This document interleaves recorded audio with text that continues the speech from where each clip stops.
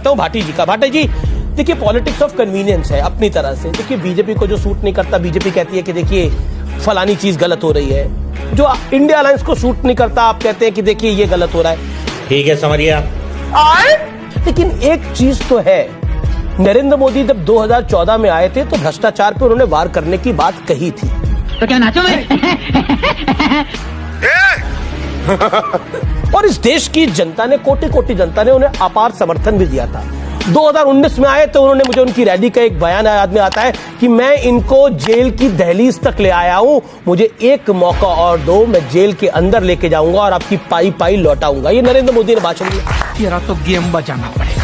लेकिन आज जब सब जेल जा रहे हैं तो एक ही रोना हो रहा है। देखिए मोदी फंसा रहे हैं, ईडी फंसा रही है, सीबीआई फंसा रही है। रुक, तेरे को बताते तेरी माँ की।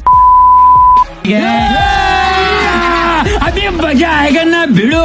कि देश बड़े अजीब दौर से गुजर रहा है। जो शहजाद भाई दल बदल पर सवाल उठा रहे हैं, जो खुद दल बदल के बीजेपी में आए हैं। और कह रहे हैं कि एक प्रवक्ता थे जो बीजेपी के प्रवक्ताओं से बहस करते थे। कुछ साल पहले ये भी बीजेपी के प्रवक्ताओं से बहस करते थे। आज आप आ गए तो दूसरा भी आ सकता है। तू समझा? हाँ। नहीं, तू समझा नहीं।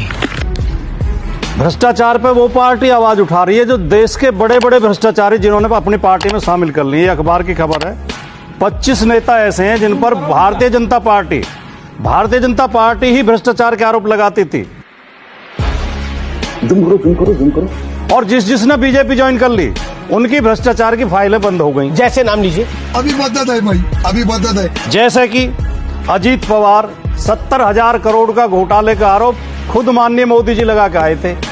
और इनके जो महाराष्ट्र के मुख्यमंत्री थे उन्होंने सार्वजनिक रूप से कहा था अजीत पवार चक्की पीसिंग। आज अजीत पवार बीजेपी के साथ है। एवरीबॉडी, सबके सब चोर हैं साले।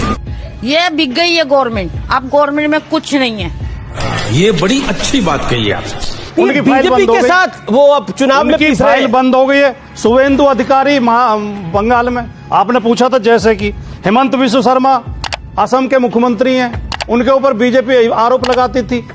और इनके जो है अशोक चौहान, प्रफुल्ल पटेल, प्रताप सरनाइक, वाजिब सवाल है। और 25 लोग हैं। छगन भुजबल तो जेल होकर आए थे।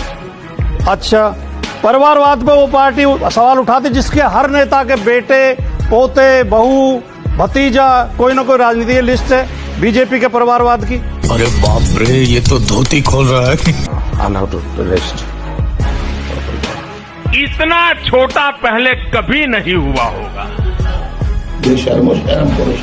धर्म का ठेका उस पार्टी ने ले रखा है जो गाय का मांस बेचने वाली कंपनी से चंदा लेती है। अरे देवा, ये गड़बड़ है बाबा। जो इलेक्ट्रोल बॉन्ड लेती है गाय का मांस बेचने वाली से, जो फर्जी जुआ खिलाने वाली कंपनी से चंदा लेती है, लॉटरी किंग से। हाँ, जुआ खिलाने वाली कंपनी से, जो दवाई बनाने वाली कंपनियों से मार्टिन से। जिन दवाइयों के सैंपल फेल हुए उनसे चंदा लिए, सैंपल पास कर दिए। कितने लोग मरे होंगे वो दवाई खा के। बहुत गलत। दोस्ती बनी रहे, अपनी दोस्ती बनी रहे। हिपोक्रेसी की भी सीमा होती है। कोरोना पीरियड में जो वैक्सीन बना रही थी कंपनी, उससे लेते हैं। और राम के नाम पे भी क्या करते हैं, ये अखबार की खबर, मैं नहीं कह रहा कुछ भी, अखबार की खबर है।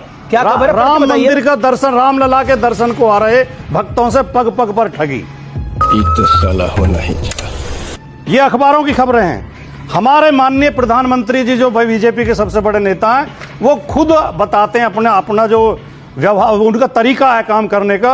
वो कहते हैं जब मुझे ट्रेन में सीट नहीं मिलती थी तो मैं ज्योतिषी बन जाता था, लोगों के हाथ देखने लगता था और मुझे फिर इज्जत से सीट दे देते।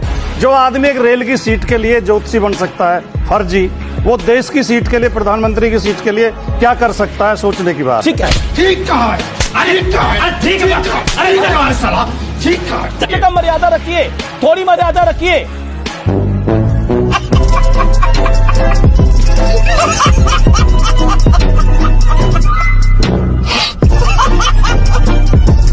खत्म, bye bye, tata, good bye, गया।